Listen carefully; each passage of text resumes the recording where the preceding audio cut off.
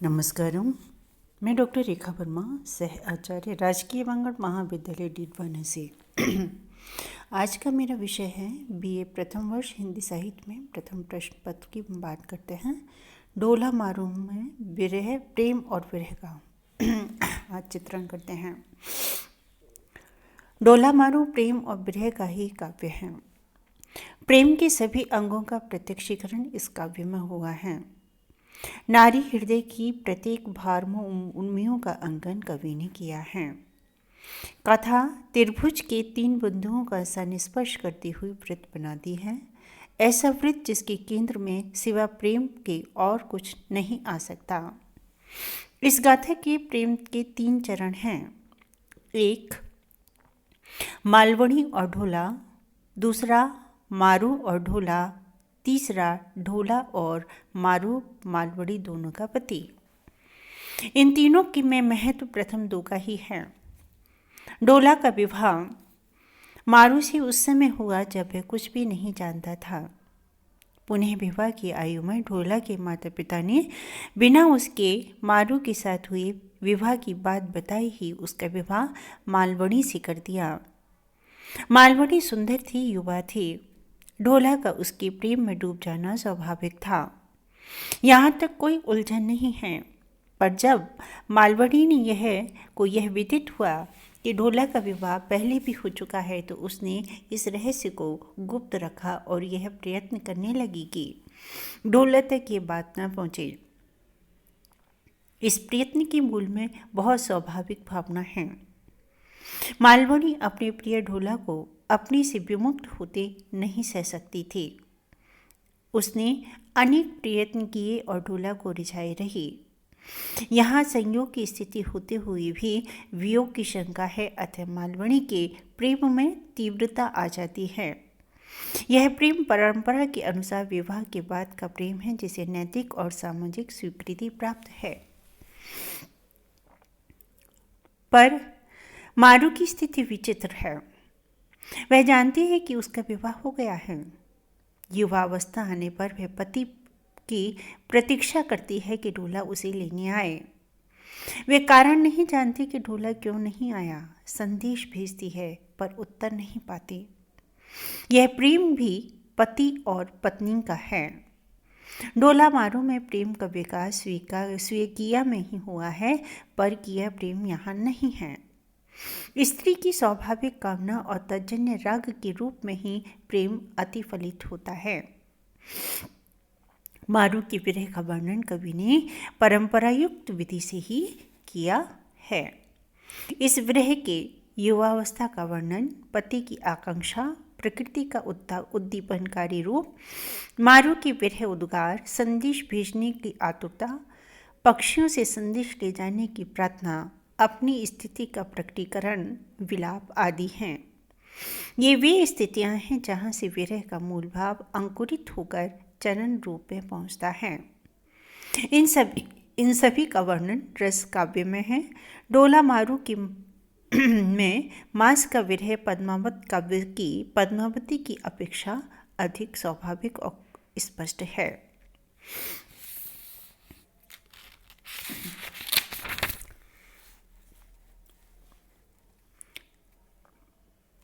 मालवणी समझ नहीं पा रही कि वे क्या कह जाती है।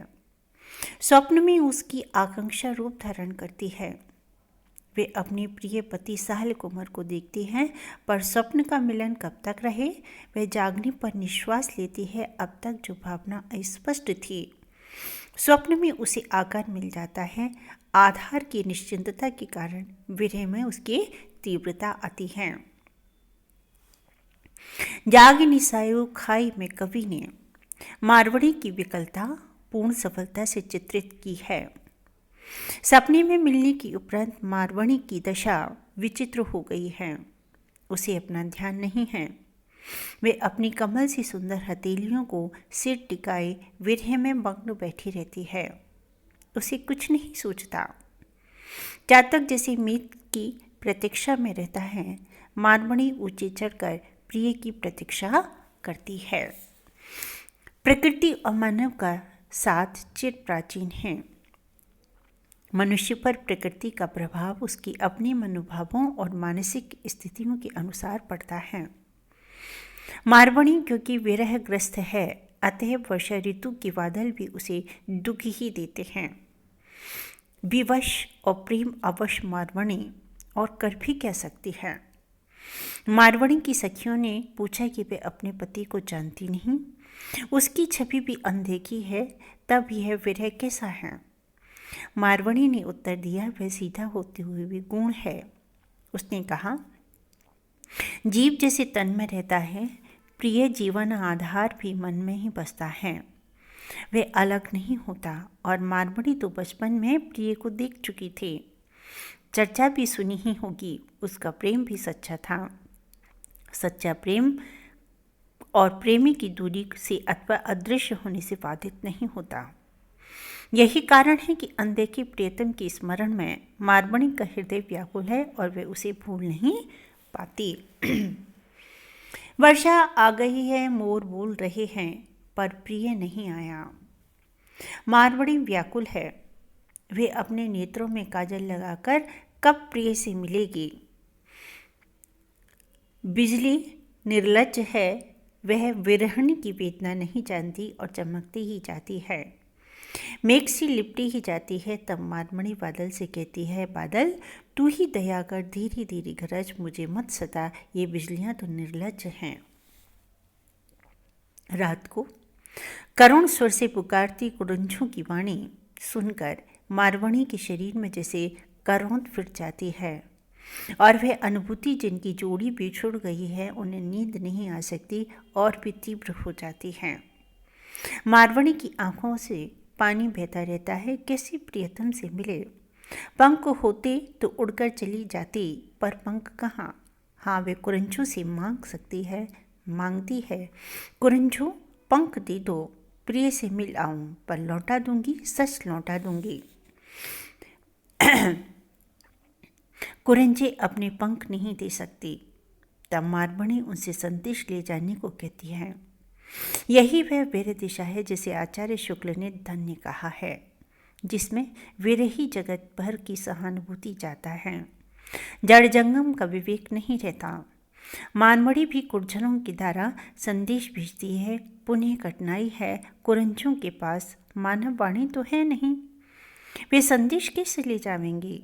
ले तो जाएं, पर ढोला से कहेंगी कैसे।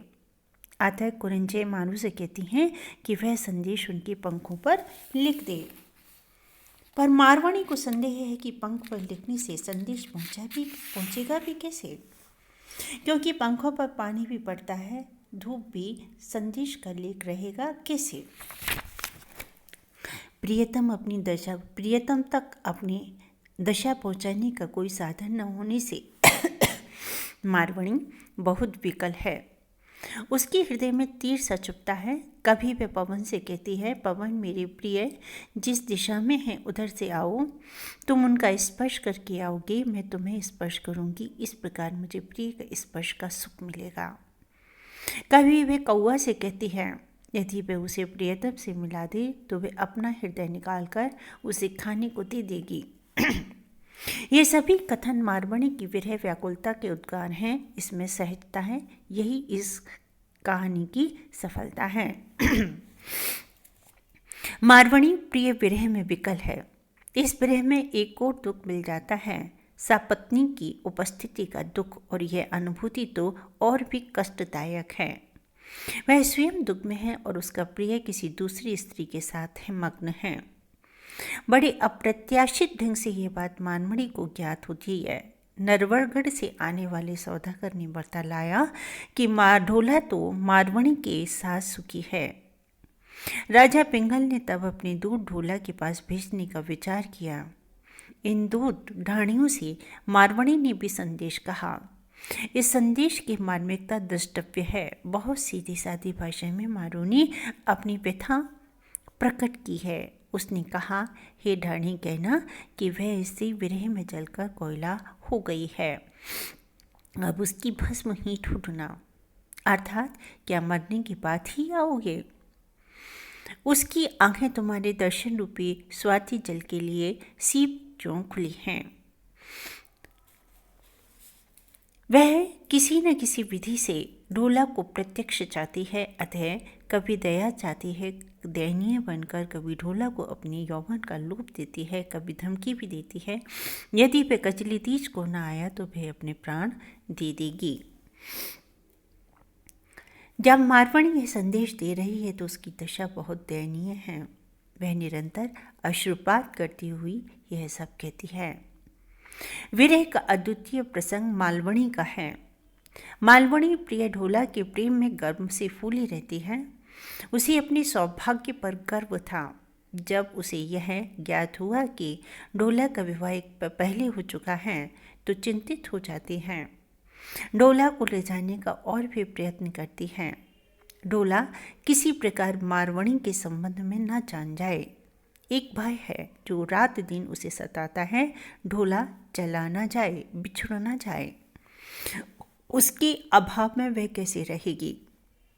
पर बात कब तक छिपती? ढोला को ज्ञात हो ही गया और वह मारू से मिलने के लिए आतुर हो उठा।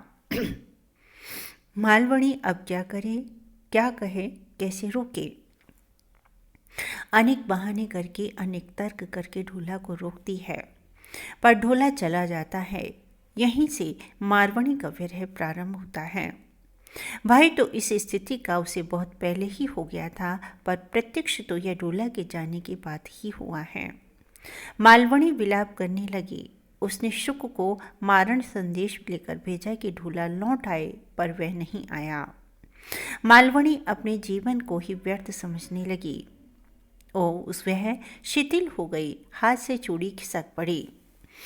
ढोला के जाते समय जो नगारे बज रहे थे वे मालवणी को विरह के नगारे प्रतीत होते थे, जैसे विरह ने नगारे बजाकर चुनौती देकर आक्रमण किया हो। मंदिर और पालकी जो ढोला की उपस्थिति में मालवणी के लिए सुख के उपादान थे, वही अब ढोला के जाने के कारण भयानक लगते हैं। मालवणी की विवशता थी और कुछ तत्कालीन परिस्थितियां भी थीं कि मालवणी इन पीड़ा को कैसे व्यक्त करे। मालवणी यह भी सोचती है कि वह सपत्नी को भी स्वीकारेगी, पर उसका प्रिय तो लौटे। यह वही तथ्य है जो मालवणी को ऊंचा उठा देता है। ढोला के जाने के बाद वे खुटियाँ जहाँ उसकी जीन टंगती थी, वह स्थान जहाँ उसके जूते रहते थे, अब रिक्त हैं।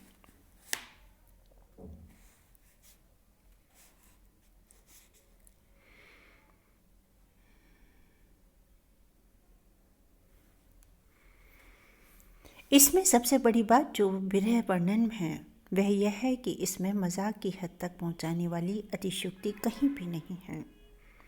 यही लोक रचना की विशेषता है।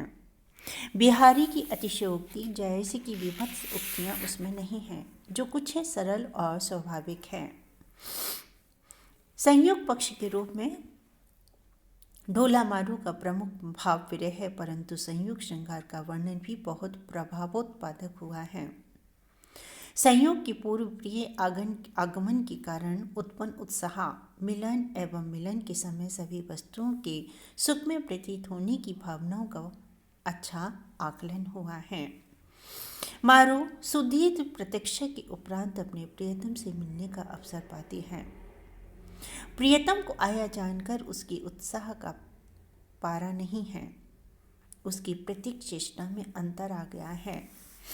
चारों दिशाएं मारू को पूर्णिमा के चंद्र की भांति प्रफुल्लित लगते हैं। उसको वह दिन धन्य लगता है।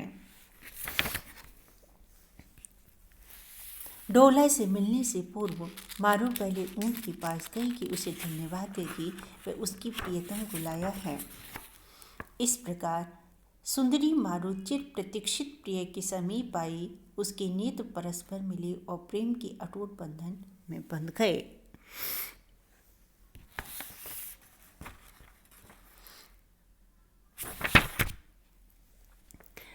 ढोला मारूरा का कला पक्ष की बात करते हैं। गोलोकगता की विशेषता है उसका अलंकृत होना। परंतु अनअलंकृत होते हुए भी अभिव्यक्ति के साधन उसमें हैं। लोकगाथा का कला पक्ष भी अधिक उचित शब्दों में कहें तो अभिव्यक्ति पक्ष ही समृद्ध होता है। यह नहीं कहा जा सकता कि आचार्यों ने ध्वनि काव्य को उत्तम माना है अथवा अधम। लोकगाथा में कला पक्ष अभिव्यक्ति का साधन है। डॉक्टर कृष्णदीप उपाध्याय ने लिखा है, लोकगीतों में अलंकार कहीं कहीं अवश्य पाए जाते हैं, परंतु उनकी योजना आयासपूर्वक नहीं की गई है, वे स्वतः आ गए हैं। लोक कवि पिंगल शास्त्र का अध्ययन कर कविता करने नहीं बैठता, अतः उसकी रचनाओं में छंद योजना का अभाव पाया जाता है। परंतु इन गीतों में लय अवश्य प्रचुर मात्रा में उपलब्ध होता है, जो इसको संगीत में बना देता है। डॉक्टर सत्येंद्र भी लोकगाथा में प्रकृत अलंकारों का समावेश मानते हैं। लोक साहित्य में अभिव्यक्ति फिर कैसे एकांकी रह सकती है। इसी दृष्टि से लोक साहित्य में उपमा का प्रयोग भी बहुत मिलता है। समस्त अलंकारों में उपमा, रूपक और उत्प्रेक्षा ही सबसे स्वाभाविक अलंकार हैं। वस्तुओं को हृदयंगम करने में इनकी पूरी सहायता मिलती है। धन्यवाद।